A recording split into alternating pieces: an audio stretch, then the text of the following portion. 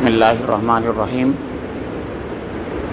رب کریم کا احسان ہے کہ وہ ہم کو رمضان المبارک میں قرآن پاک کے سائے میں عشاء کی نماز اور نماز کے بعد تراویح پڑھنے اور سننے کی سعادت نصیب فرما رہا ہے۔ آج ہم لوگوں نے 1.5 پارہ یا اس سے کچھ زیادہ پارہ سن لیا ہے، کیونکہ 10 رکوع ہو گئے مکمل اس پارے کے۔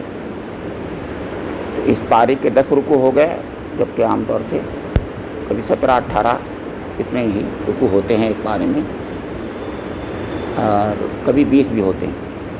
تو ایسا ہے کہ آدھا ہی مان لیجیے 1.5 پارہ ہے پکا، تو لیکن اس میں 9 ہم نے صورتیں سنی ہیں آج، پوری 9 صورتیں، مکمل 9 صورتیں سنی ہیں۔ سب سے پہلے سورہ احقاف سنی، جو حامیم کی آخری سورہ تھی۔ اس کے بعد پھر 3 مدنی سورے ہیں، وہ سورہ محمد، یہ قتال بھی کہتے ہیں اس کو، سورہ فتح، اور اس کے بعد سورہ حجرات، الحجرات، 3 سورے مدنی ہیں۔ اس کے بعد پھر سورہ قاف سنی ہم نے، بعد سورہ ذاریات سنی، بس سورہ طور سنی، پھر سورہ النجم سنی، پھر سورہ القمر سنی۔ تو یہ 9 ہو گئیں۔ 6 مکی صورتیں ہیں، میں پہلی سورہ مکی ہے، اور بعد کی 5 صورتیں مکی ہیں، اور درمیان میں 3 صورتیں مدنی ہیں۔ تو 1 اور 3 4 اور 5 9، تو 9 صورتیں ہم نے سنی ہیں آج پوری۔ اب ان کا خلاصہ بیان کرنا تو بہت مشکل ہوگا، ہاں، مگر جیسا کہ میں نے کل بتایا تھا کہ حامیمات میں کل ختم ہوئی، یہ سورہ احقاف ہے۔ احقاف کے بارے میں بتا دیتا ہوں۔ یہ قوم عاد کہ قوم کو احقاف بھی کہا جاتا ہے، یہ اس علاقے کو بھی احقاف کہا جاتا ہے۔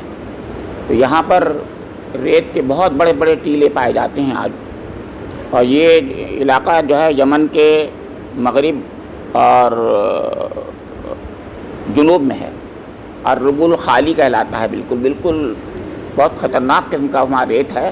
اگر وہاں پر کوئی لوہا بھی ڈال دیا جائے تو لوہا بھی گل جاتا ہے، انسان کا تو کہنے کیا، انسان بھی غائب ہو جاتا ہے اس کے اندر۔ لوگ وہاں کے بدو گھبراتے ہیں، ڈرتے ہیں اس کے اندر جانے سے۔ تو میں اس لیے کہہ رہا ہوں بدو ڈرتے ہیں، کیونکہ وہاں پر انگریزوں کے زمانے میں جب ایک کوشش کی گئی کہ اس کو وہ کیا جائے، اس کا ایکسکیویشن کر کے دیکھیں کیا ہے نیچے، تو انہوں نے کہا نا ہم نہیں جائیں گے، منع کر دیا انہوں نے۔ بہرحال کسی طریقے سے ایکسکیویشن ہوا، تو معلوم ہوا پورا کا پورا شہر اس کے اندر نکلا، اور معلوم ہوا وہ شہر بہت ہی آباد، سرسبز، شاداب تھا کسی زمانے میں، اور وہ تھا قوم عاد کا شہر، جس کو سورہ فجر میں کہا ہے، اس کا ذکر کیا ہے۔ بڑے بڑے ستونوں والا شہر تھا۔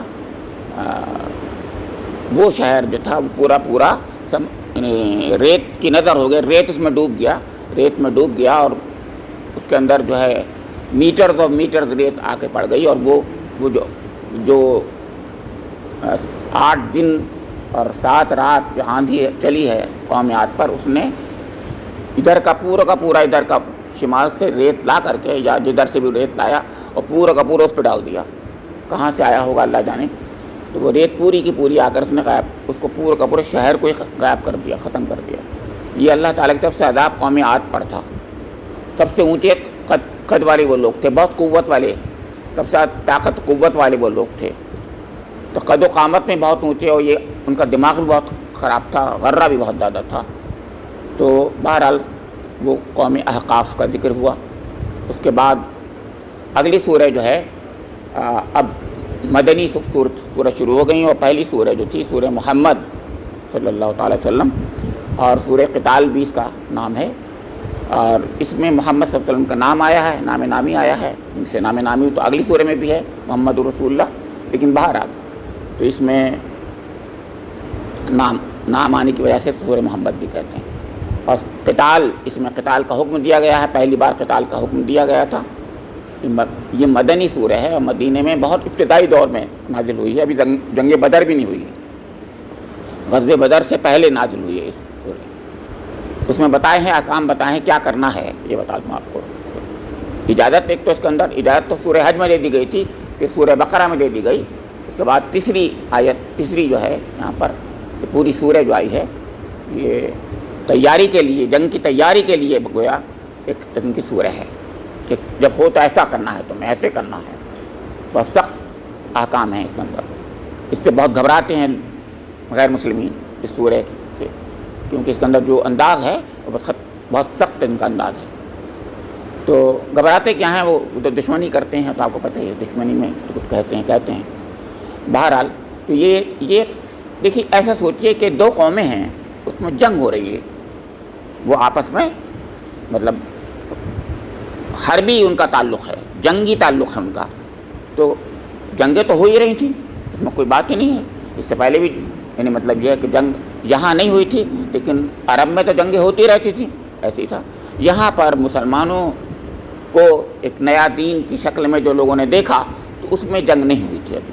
تو یہاں پر پہلی جنگ ہونے والی تھی غزوہ بدر، تو ان کو اس کے لیے تیار کیا گیا.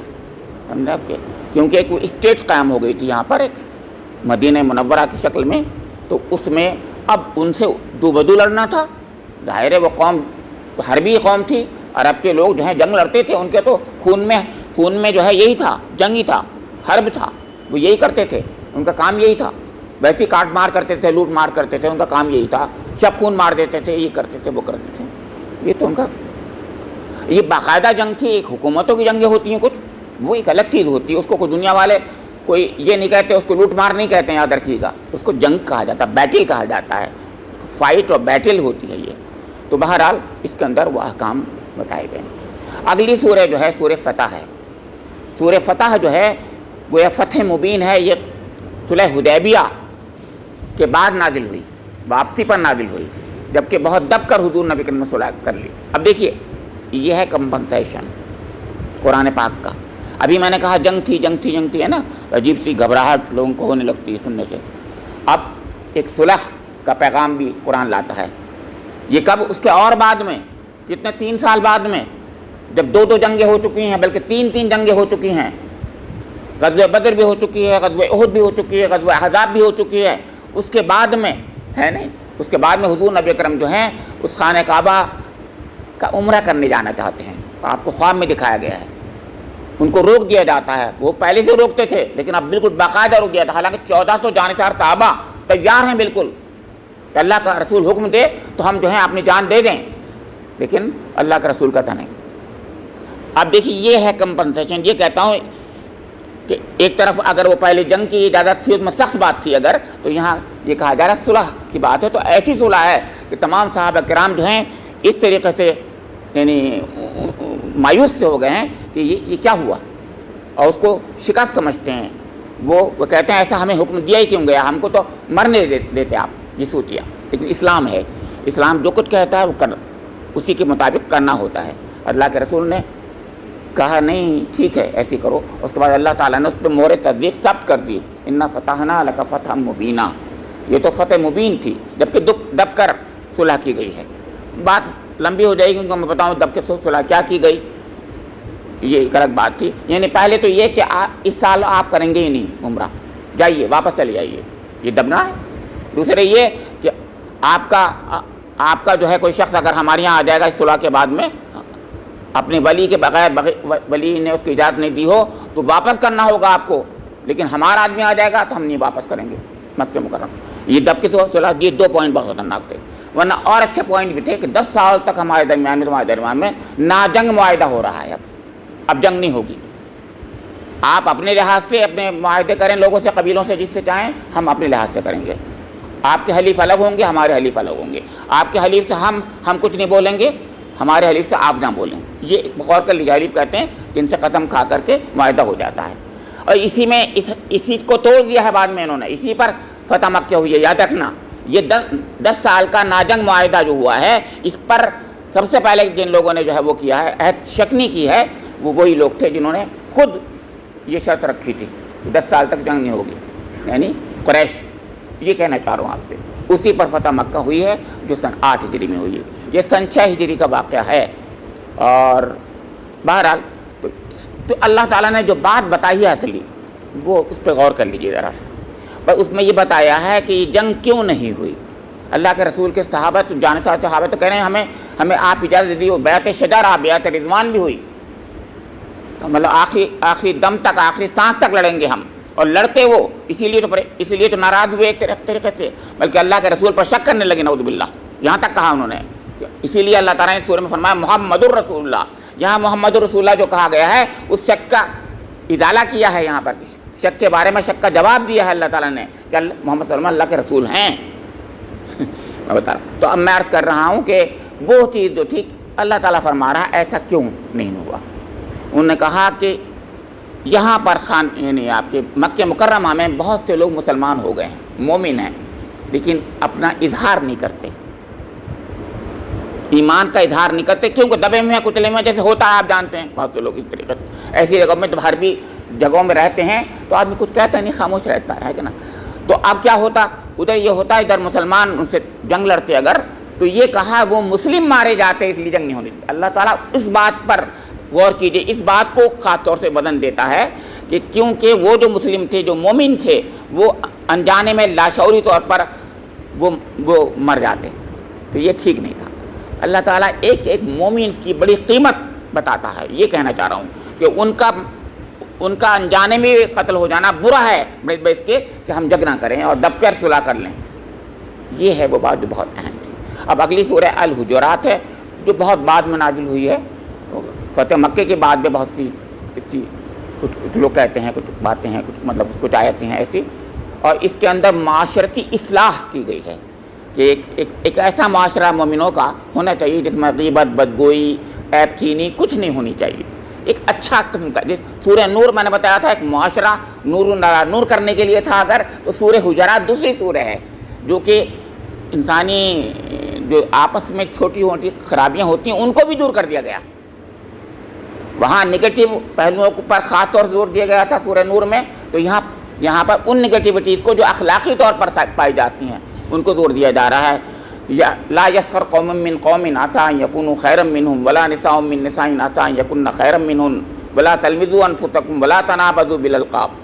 تنابز بالالقاب یعنی کسی کو برے نام سے پکارنا, عیب چینی کرنا, مذاق ہنسی ٹھٹا اڑا دینا کسی کا, ہم نے آپ کے کسی کو برے القاب سے پکار دینا, تجسس کرنا, سمجھے آپ کے بدزنی, سوء زنی کرنا اور غیبت کرنا. تو 6 باتیں بتائیں, اور اس کے بعد یہ کہنا ہے وہ بڑا ہے, چھوٹا ہے, میں فلاں ہوں, میں بڑا ہوں, میرا حزب نظم اونچا ہے, یہ کچھ نہیں. یہ کہا سب ایک آدم اور حوا سے پیدا ہوئے ہیں, اصلی بڑا وہ ہے, ان اکرمکم عند اللہ اتقاکم, اصلی وہ ہے, معزز وہ ہے جو اللہ کے نزدیک حقیقت میں تقوی میں زیادہ ہے, وہی معزز ہے, مکرم ہے.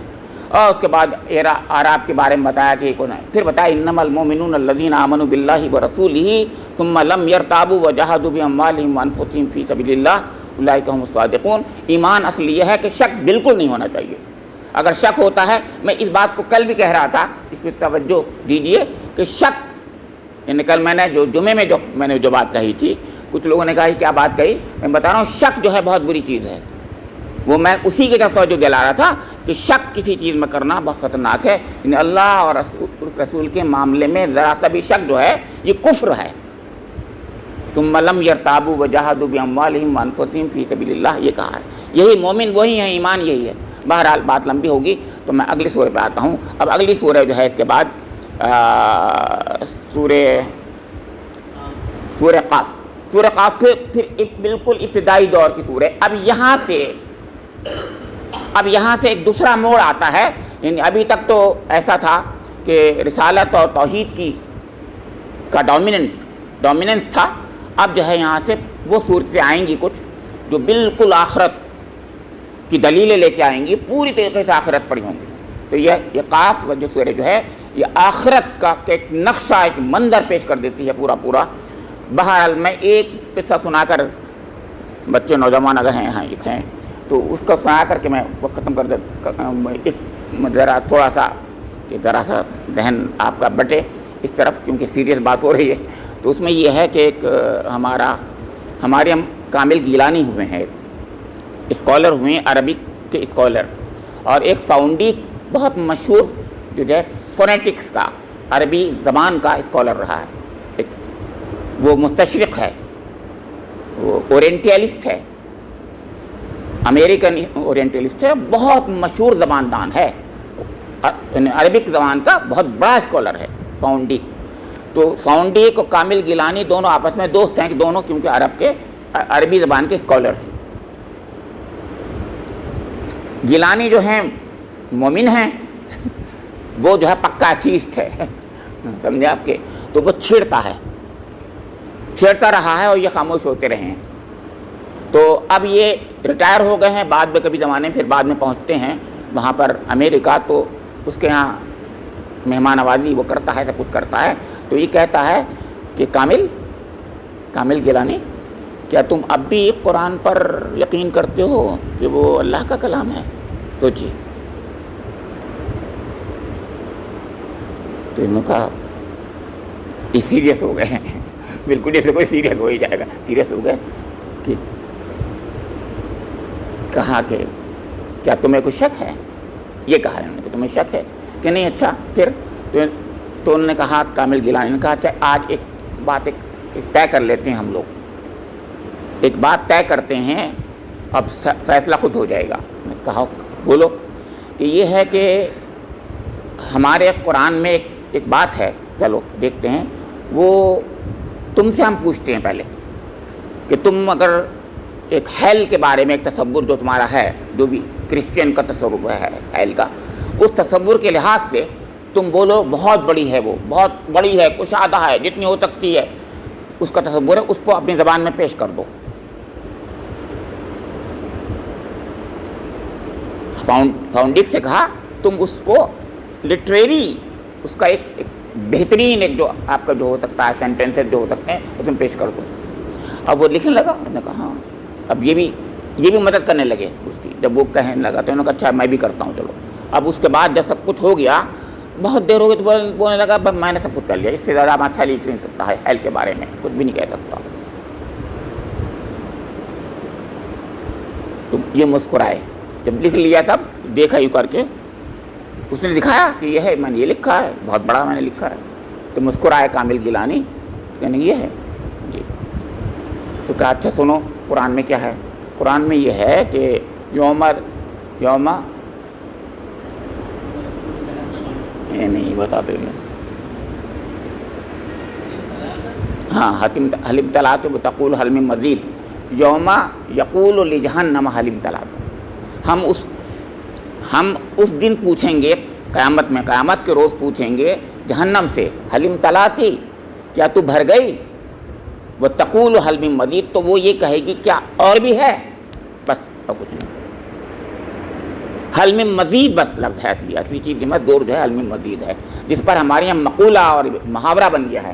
حلم مزید کی ہمارے اردو زبان میں بھی محاورہ بن گیا ہے اس کا، کہ مطلب وہ کہ ہے کچھ اور۔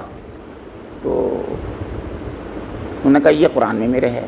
تو کہنے لگا فاؤنڈی، کہنے لگا کہ ریئلی یہ تمہارے قرآن میں ہے؟ کہ ہاں، کہ یار میرا میں نے جتنا لکھا ہے اس میں کوئی بھی اس کے وزن پہ ہے ہی نہیں، اس کی وہ بات ہے ہی نہیں میری۔ کامل تم میری گواہی لکھ لو کہ محمد کا کلام نہیں ہو سکتا صلی اللہ علیہ وسلم، یہ اللہ ہی کا کلام ہو سکتا ہے، بس یہ کہا اس نے۔ یہ کہا میری گواہی لکھ لو کہ یہ، کیونکہ جو میں کہنا چاہ رہا ہوں میں تو یہاں اس میجرمنٹ میں پڑ گیا کہ 7 آسمانوں کی برابر اور اتنے برابر، یوں اور یوں، وہ جو میٹیریلسٹک ٹرم ہے نا، یہ وہ جو ہے لٹریری ٹرم نہیں ہے۔ دیکھیے غور کیجیے میری بات پر، جو میں آج پہلی بار کہوں گا، وہ یہ ہے کہ وہ جو کچھ بھی تھا وہ میٹیریلسٹک ٹرم میں، اس کے جو ہم سائنس کے لوگ جو ہیں اس ٹرم میں بولنا شروع کر دیا اس نے بھی، اور اتنی بڑی اتنی چوڑی 7 آسمان 7 زمینیں کم بھی کافی ہوں گی ناکافی ہوں گی۔ اس نے لٹریری ٹرم میں، قرآن نے لٹریری ٹرم میں جو کہا ہے وہ یہ کہا ہے کہ اور بھی ہے حلم مزید۔ تو لٹریچر کو لٹریچر سے کاٹا جائے گا نا، یہ کہنا چاہ رہا ہوں، تو لٹریچر سے کاٹ دیا قرآن نے، ایسا لٹریچر ہے۔ اسی لیے قرآن کا جو ہے یہ وہ اعجاز ہے جو لٹریری اعجاز کہلاتا ہے۔ میں اس لیے اس کے قصہ سنایا میں نے آپ کو، یہ لٹریری ادبی اعجاز ہے اس کا قرآن کا۔ اور یعنی کتنے ہیں، ایک دو باتیں ایسی یہاں پر بتا دی میں نے، یہاں پر آج بتا رہا ہوں۔ اب آگے آئیے، تو یہ آپ کا یہ سورہ قاف تھی۔ قاف کے بعد اگلی سورہ جو ہے ذاریات ہے، ذاریات پہ بھی سن لیجیے ایک چھوٹا سا وہ سائنسی اعجاز سن لیجیے، اور کیا ہے اگر ایسی بات ہے تو اس میں ہے کہ بنائی نہا، وہ سنائیے کیا بھیا، بنائی نہا وَإِنَّا لَمُوسِعُونَ، بتاتا ہوں، وَالسَّمَاءَ بَنَيْنَاهَا بِأَيْدٍ وَإِنَّا لَمُوسِعُونَ وَالْأَرْضَ فَرَشْنَاهَا فَنِعْمَ الْمَاهِدُونَ فَفِرُّوا إِلَى اللَّهِ، یہ سورہ ذاریات کی آخری آیتوں میں سے آیت ہے، کیا ہے، وَالسَّمَاءَ بَنَيْنَاهَا بِأَيْدٍ وَإِنَّا لَمُوسِعُونَ، یہ اتنا ٹکڑا جو ہے یہ سائنٹیفک یعنی میراکل ہے، اعجاز ہے اس میں کہ والسماء ہم نے آسمان کو بنایا بِأَيْدٍ اپنے ہاتھوں سے، وَإِنَّا لَمُوسِعُونَ اور ہم بڑی وسعت والے ہیں، یا ہم اس کو وسیع کر رہے ہیں، پھیلا رہے ہیں، ایکسپینڈ کر رہے ہیں۔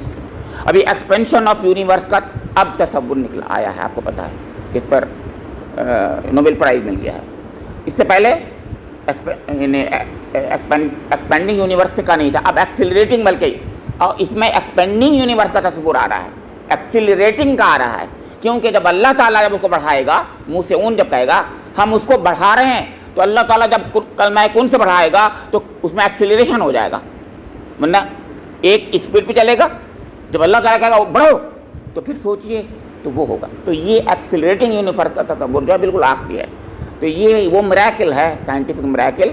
پہلی بات تو یہ ہے کہ ہم نے بنایا اس کو اپنے ہاتھوں سے، اپنے قوت سے، اور یہ جو ہے بڑھ رہا ہے، ایکسپینڈنگ یونیورس کا، پھر ایکسیلریٹنگ یونیورس کا، دو اس میں کانسیپٹ آ رہے ہیں ساتھ ساتھ میں، اور یہ پہلے نہیں تھا تصور، جو ایکسیلریٹنگ یونیورس کا وہ تیزی سے بڑھ رہا ہے، بہت تیزی سے بڑھ رہا ہے۔ بہرحال تو یہ ایک دوسرا سورہ ذاریات تھی، سورہ ذاریات کے بعد سورہ الطور ہے، اس میں بھی اگر کہوں گا تو بات لمبی ہو جائے گی، چھوڑیے، اگلی بار جو ہے القمر ہے، تو یہ یہاں پر آ کر کے آج 9 صورتیں ہو جائیں گی۔ نجم درمیان میں رہ گئی، نجم آ گئی، رہ گئی، طور کے بعد نجم ہے۔ اب نجم کے بارے میں بس یہ میں بتا دیتا ہوں کہ بس کیا کہوں اس کے بارے میں، تو آپ جانتے ہی ہیں یہ معراج کی سورہ ہے، ایک لحاظ سے دیکھا جائے اصل معراج یعنی اوپر اسینشن جسے کہتے ہیں اس کی سورہ ہے، یعنی اللہ تعالیٰ نے اپنے حبیب کو جو کچھ دکھایا آسمانوں پر، سدرۃ المنتہا کا ذکر ہے اس کے اندر، اس لیے کہہ رہا ہوں آپ سے، ہے نا، اور نظریں آپ کی گلی ادھر سے ادھر نہیں بھٹکیں، یہ کہا جا رہا ہے، اس کا مطلب کہیں اور کی بات چل رہی ہے۔ سب کہتے ہیں کہ حقیقت میں آسمانوں کی سیر کا ہی ذکر ہے اس کے اندر، کیونکہ وہ جو ہے سورہ اسراء وہ زمین کی سیر کا تھا ذکر، اس کے اندر زمینی میں راتوں رات لے گیا، اس کی بات کی۔ اب اس میں آسمانوں کی طرف جو اللہ تعالیٰ نے اپنے حبیب کو بلایا تھا اس کا ذکر ہے، اور باتیں تو بہت سی ہیں۔ اب اس کے اندر بات یہ تھی کہ اتنے پیارے انداز سے اللہ کے رسول پڑھتے تھے، سبحان اللہ۔ ایک تو قرآن پاک کی خود ایسا ہے جو میراکل ہے، اور فونیٹک میراکل بھی ہے، ادبی بھی ہے، لٹریری بھی ہے، لسانی بھی ہے، سب کچھ ہے۔ اور پھر اللہ کا رسول جب پڑھتا تھا، کیا پڑھتا ہوگا، کیا پڑھتے ہوں گے؟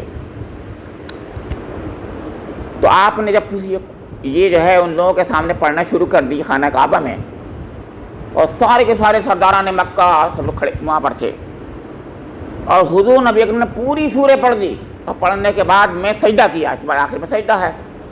جب سجدہ کیا تو سب کے سب لوگ جتنے سرداران قریش تھے اور عوام تھے جو بھی تھے، سب کے سب سجدے میں چلے گئے، جبکہ اس سے پہلے انہوں نے سب کو حضور نبی اکرم کے خلاف باقاعدہ ایک محاذ قائم کر لیا تھا انہوں نے کہ ان کی بات مت سنو، اور یہ کیا کیا مذاق اڑا دو، یہ کر دو وہ کر دو، لا تسمعوا لہذا القرآن والغوا فیہ لعلکم تغلبون، یعنی شور مچا دیا کرو، سب کچھ کرتے رہتے تھے، لیکن آج شور بھی نہیں مچ رہا ہے، اور حضور نے سجدہ کیا اور سب نے سجدہ کر لیا، سمجھے آپ۔ تو اب بعد میں انہوں نے دیکھا عوام بھی ادھر کھڑے تھے کچھ، تو وہ ان کو کیا جواب دیں گے، کیونکہ ان سے یہ کہتے تھے کہ تم محمد کی بات نعوذ باللہ صلی اللہ علیہ وسلم ان کی بات مت سنو، اور یہاں تو سجدہ کر رہا ہوں محمد صلی اللہ علیہ وسلم کیا وہ سجدہ کر رہے ہیں، تو انہوں نے بات بنائی ہے، وہی سیٹینک ورسز ہیں، میں کہنا یہ چاہ رہا ہوں، بس آگے بات ختم کرتا ہوں۔ سیٹینک ورسز وہی بنی ہے کہ انہوں نے بات بنائی کہ نا ہم نے محمد صلی اللہ علیہ وسلم پہ تھوڑی سجدہ کیا تھا ان کے ساتھ، وہ تو ہم نے یہ سنا تھا کہ لات منات یہ جو ہیں وہ اچھی دیویاں ہیں اور فلاں ہیں، غرانقہ جسے کہتے ہیں، تلک الغرانقۃ الاولیٰ، یہ ہے وہ، تو قرآن پاک کو سنا تھا ہم نے تو کہ ان کو یہ کہا محمد صلی اللہ علیہ وسلم کہہ رہے ہیں کہ بہت اچھی دیویاں ہیں، جھوٹ بول گئے. اور ہمارے سادہ لو مفسرین نے غلطی سے اس کو اپنے تفسیروں میں ڈال دیا بغیر کسی کمنٹ کے. کچھ لوگوں نے کمنٹ کر دیے، کہنے غلط ہے بات ہے، کچھ لوگوں نے کمنٹ ہی نہیں کیا کہ بھائی یہ ہو ہی سکتا، غلط بات ہے. اللہ کے رسول سے غلط بات زبان سے نکل ہی نہیں سکتی. اس پہ چاروں طرف سے وہی کی محافظت ہوتی ہے، حفاظت ہوتی ہے. قرآن نے بہت بار کہا ہے پوری حفاظت ہوتی ہے. بہرحال سورہ نجم کے بعد سورہ قمر ہے. سورہ قمر کے بارے میں ایک بات کہہ کر کے ختم کر دوں گا بات کہ یہاں سے تذکیر کی 3 صورتیں ہیں. تذکیر بآلاء اللہ، تذکیر بایام اللہ، تذکیر بآیات اللہ. یہ تذکیر جو ہے بایام اللہ کی سورہ ہے، یعنی تذکیر یاد دہانی نصیحت کی جا رہی ہے. یاد دہانی سے زیادہ بہتر ہو گیا کوئی؟ وَلَقَدْ يَسَّرْنَا الْقُرْآنَ لِلذِّكْرِ فَهَلْ مِن مُدَّكِرٍ؟ ہے کوئی جو اس کو سیکھے؟ اللہ تعالیٰ نے قرآن پاک کو آسان بنا دیا ہے نصیحت کے لیے، تو ہے کوئی اس سے جو ہے نصیحت حاصل کرے؟ یہ 4 بار ہے اس کے اندر 4 بار ہے. اور یہ کیف عذابی و نذر، کیف عذابی و نذر، کیسا تھا عذابی میرا عذاب اور میرا ڈرانا. تو یہ سے کہتے ہیں تذکیر بایام اللہ، یعنی واقعات کے ذریعے سے اللہ تعالیٰ ان کو نصیحت کرتا ہے کہ ایسے واقعات گزرے ہیں قوموں کے، اللہ تعالیٰ کا عذاب آیا ہے. اسے کہتے ہیں تذکیر بایام اللہ. ایام ایسے دن گزرے، بہت اس کو دنیا والے منحوس دن کہتے ہیں. اور کل کی سورہ جو آئے گی پہلی، اس کے اندر سورہ رحمان آئے گی. تو تذکیر بآلاء اللہ ہے، فبأي آلاء ربكما تكذبان، یہ ہے اعلیٰ. اور اگلی سورہ اس کے بعد سورہ واقعہ ہے، وہ تذکیر بآیات اللہ ہوگی. جیسے ادھر تھی میں نے سورہ یوسف کو بتایا تھا آپ کو، اور سورہ ابراہیم کو بایام اللہ بتایا تھا، اور سورہ الرعد کو بآیات اللہ بتایا تھا. وہی 3 اس قسم کی صورتیں یہاں آ رہی ہیں. اللہ رب کریم سے میری دعا ہے کہ مجھے اور آپ لوگوں کو قرآن پاک کو سمجھنے کی، اس کے مطابق عمل کرنے کی توفیق نصیب فرما دے. اس کے پڑھنے سمجھنے میں ہم پہ جو غلطیاں ہو جا رہی ہیں یا ہو جاتی ہیں، ہم اللہ تعالیٰ کو معاف فرما دے. ربنا تقبل منا انک انت السمیع العلیم، تب علینا انک انت التواب الرحیم.